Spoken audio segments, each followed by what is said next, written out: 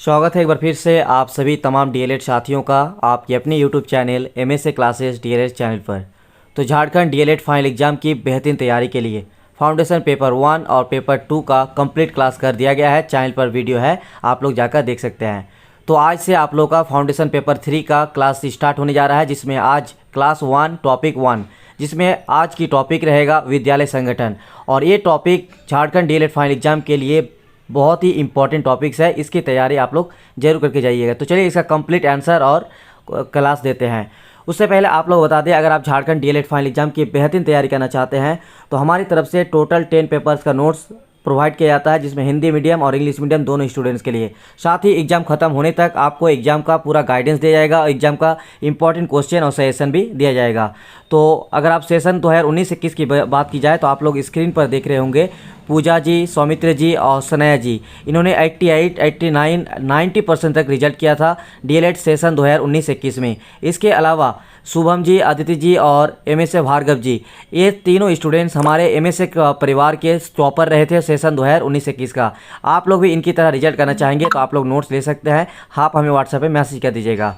तो आज का इंपॉर्टेंट क्लास है फाउंडेशन पेपर 3 का क्लास 1 टॉपिक नंबर 1, और टॉपिक हमारा होगा विद्यालय संगठन। तो ये टॉपिक बहुत इंपॉर्टेंट है झारखंड डीएलएड फाइनल एग्जाम के लिए। तो चलिए इसका कंप्लीट क्लास देते हैं। वीडियो को लास्ट तक देखिएगा और चैनल को सब्सक्राइब जरूर कर लीजिएगा। तो चलिए आज का इम्पॉर्टेंट टॉपिक्स फाउंडेशन पेपर 3 का पहला क्लास और पहला दिन, जिसमें इस वीडियो में हम आप लोगों को विद्यालय संगठन का डिटेल्स में क्लास देने जा रहे हैं, डिटेल्स में आंसर भी बताएंगे। तो वीडियो बहुत ज़्यादा इंपॉर्टेंट है और डीएलएड फाइनल एग्जाम में कई बार इस क्वेश्चन को देखने को मिलता है, तो आप लोग इसकी तैयारी जरूर करके जाएंगे। तो विद्यालय संगठन, विद्यालय का संगठन का अर्थ, परिभाषा है, इनका सिद्धांत, ये सारे चीज़ों का टॉपिक्स इस वीडियो में आप लोग कवर कर दिया जाएगा। तो जो चैनल पर नए हैं चैनल को सब्सक्राइब कर लीजिएगा और साथ ही अपने दोस्तों को भी शेयर कर दीजिएगा। और अगर आपको इनका नोट्स चाहिए तो नोट्स भी मिल जाएगा, स्क्रीन पर दिख रहे नंबर 9110 9115 52 पर हमें व्हाट्सएप में मैसेज कर दीजिएगा। और एक बात इंपॉर्टेंट वो है टेलीग्राम चैनल। आप लोग डीएलएड स्टूडेंट्स अगर हैं तो स्पेशली डीएलएड स्टूडेंट्स के लिए टेलीग्राम चैनल बनाया गया है, डिस्क्रिप्शन में लिंक है, आप लोग ज्वाइन कर लीजिएगा। तो देखिए यहाँ पे विद्यालय संगठन का अर्थ एवं परिभाषाएं। सबसे पहले विद्यालय संगठन का अर्थ यानी स्कूल ऑर्गेनाइजेशन का अर्थ और परिभाषा है, उसके बाद फिर आपको डिटेल्स में क्लास देंगे। तो meaning and definition of school organisation, किसी भी विद्यालय की सफलता के लिए उसका निश्चित रूप से संगठन होना अत्यंत आवश्यक है। किसी भी विद्यालय की स्थापना के लिए स्थान, वातावरण, जल, भवन, फर्नीचर, स्कूल और कर्मचारी आदि आवश्यक है तथा अभीष्ट साध्य की प्राप्ति के लिए उनका प्रबंध करना होता है। परंतु यदि विद्यालय का संगठन ठीक प्रकार से नहीं किया जाता है तो वह विद्यालय चल ही नहीं सकता। तो देखिए विद्यालय संगठन क्या है। कोई भी एक स्कूल में जाइए तो वहाँ पे आपको देखने को मिलेगा स्कूल का स्थिति कैसी है, स्कूल किस वातावरण में है, स्कूल में जल की व्यवस्था, स्कूल में बिल्डिंग, स्कूल में फर्नीचर, स्कूल में कर्मचारी, शिक्षक। जब तक ये सारे चीज़ नहीं होंगे तब तक एक स्कूल चल ही नहीं सकता। और यही है आपका विद्यालय संगठन, यानी सब चीज़ मिलाकर एक स्कूल के साथ जितनी सारी चीज़ जरूरी होती है और उनका प्रबंधन करना भी आवश्यक होती है, तो इन सभी चीज़ों को बोला गया है विद्यालय संगठन। परंतु यदि विद्यालय का संगठन ठीक प्रकार से नहीं किया जाता है तो वह विद्यालय चल ही नहीं सकता।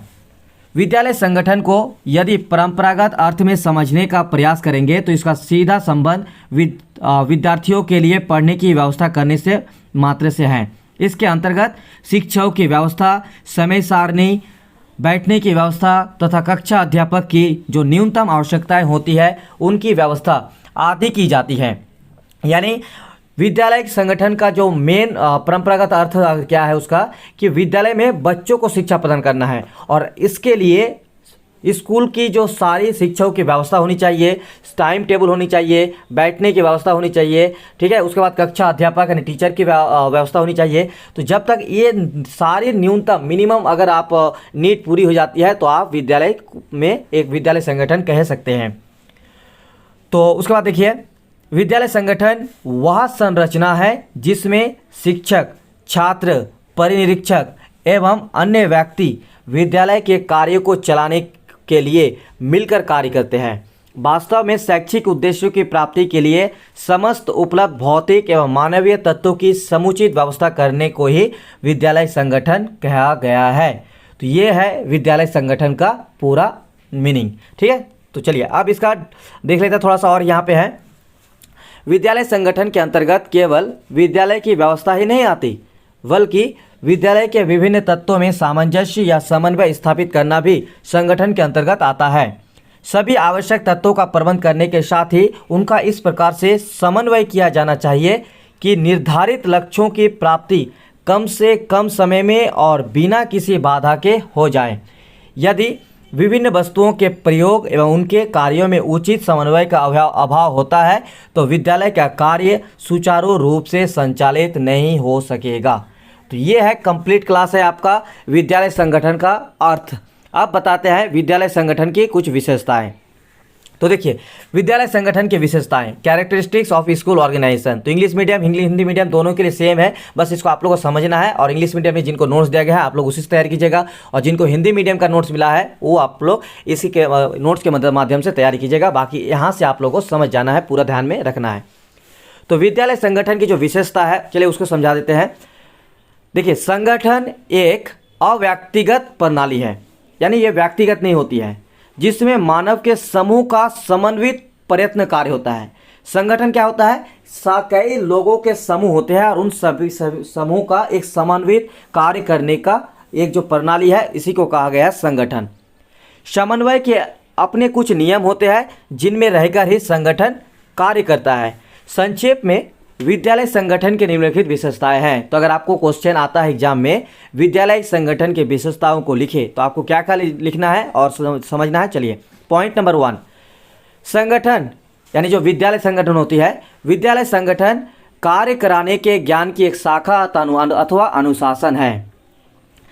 संगठन मानवीय तथा भौतिक स्रोतों में समन्वय स्थापित करने की प्रक्रिया है। संगठन व्यक्तियों से कार्य कराने की कला है। संगठन पर्यावरण को सुरक्षित रखने तथा उसे बनाने का कार्य है। संगठन विकास की प्रक्रिया है। तो संगठन का कितना महत्वपूर्ण है, कितना महत्व है और विशेषता है आप लोग समझ गए होंगे। चलिए 6 नंबर पॉइंट देख लेते हैं। संगठन में व्यक्तियों एवं कार्यकर्ताओं को समूह में संगठित से कार्य कराया जाता है। तो ये उसकी विशेषता। और अगर आपको डेफिनेशन लिखने के लिए आ जाए ना, तो यहाँ पे बर्नट के बारे में आप लोगों को जो है डेफिनेशन लिख दीजिएगा कि बर्नट के अनुसार संगठन में 4 विशेषताएं होती हैं। बर्नट ने क्या कहा, देखिए कि संगठन के सुनिश्चित लक्ष्य होते हैं। यानी जब भी कोई संगठन बनता है, स्पेशली जब स्कूल संगठन होगा, स्कूल ऑर्गेनाइजेशन होगा, विद्यालय संगठन बनेगा, तो उसका एक निश्चित लक्ष्य भी होगा कि 1 साल में बच्चों को सिलेबस कंप्लीट कराना है, 1 साल के अंतर्गत बच्चों को ये सारा चीज़ देना है, इतना सारा टॉपिक्स पढ़ाना है। तो ये हो गया आपका सुनिश्चित लक्ष्य। और लक्ष्य प्राप्ति हेतु संबंधित व्यक्ति मिलकर कार्य करते हैं और कार्यरत व्यक्तियों के बीच स्थिति अनुसार संबंध भी होता है। समस्त क्रियाओं और साधनों में समन्वय होता है। तो एक विद्यालय संगठन में कितना जरूरी है आप लोग समझ रहे होंगे कि एक विद्यालय चलाने के, एक विद्यालय को सही तरीके से बच्चों को शिक्षा प्रदान करना है तो विद्यालय संगठन कितना जरूरी है। आप देखिए, विद्यालय संगठन आखिर क्यों किया जाता है, इसका उद्देश्य क्या है। चलिए ये क्वेश्चन अगर पूछ लेता है और इसके बारे में आप लोग बताते हैं। देखिए, प्रजातांत्रिक विद्यालय व्यवस्था के निम्नलिखित मुख्य उद्देश्य होने चाहिए। तो क्या क्या उद्देश्य होना चाहिए। पहला पॉइंट, छात्रों के शारीरिक, मानसिक तथा बौद्धिक विकास के लिए समुचित अवसर प्रदान करना।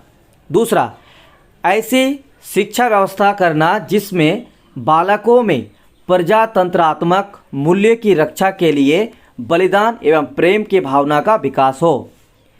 तीसरा, जीवन में यथासंभव पूर्णतया उत्पन्न करना। चौथा, समाज के लिए ऐसे योग्य नागरिक तैयार करना जिनसे प्रजातंत्र की रक्षा हो सके। पांचवा, सबको शिक्षा प्राप्त करने का भेदभाव रहित समान अवसर प्रदान करना। स्वशासन की छात्रों को शिक्षा प्रदान करना। तो ये है उसका आपका उद्देश्य। अगर आप उद्देश्य लिखने आए तो ये 6 पॉइंट आप लोगों को ध्यान में रखना है। चलिए अब विद्यालय संगठन यानी प्रशासन के सिद्धांत के बारे में बता दें, और ये आपका लास्ट जो है पैराग्राफ है।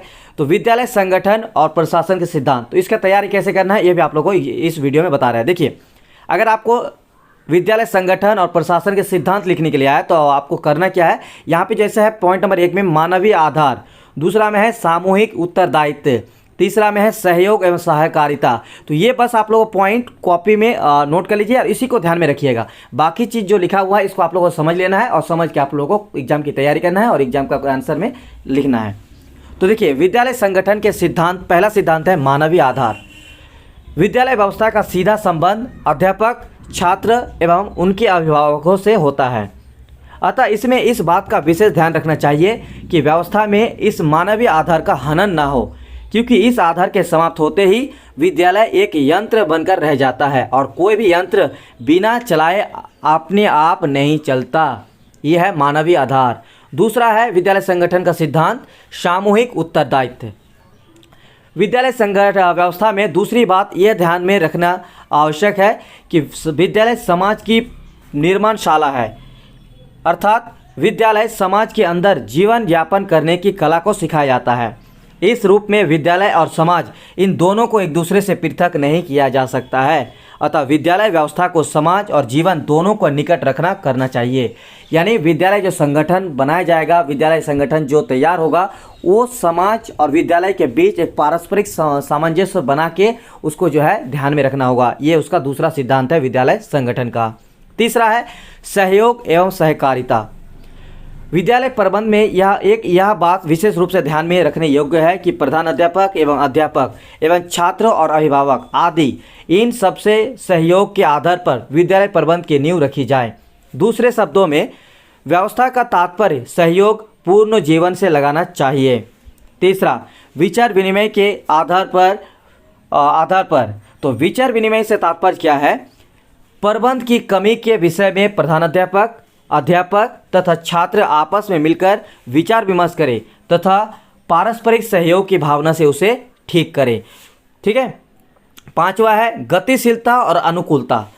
प्रबंध में परंपरागत रूढ़ियों का अनुगमन करना इसे जटिल और जड़ बनाता है। इसीलिए स्कूल प्रबंध में गतिशीलता का होना परम आवश्यक है। इसके अलावा जैसे जैसे समाज में परिवर्तन हो वैसे वैसे ही इसे भी परिवर्तन करके समाज के अनुकूल बनाना चाहिए।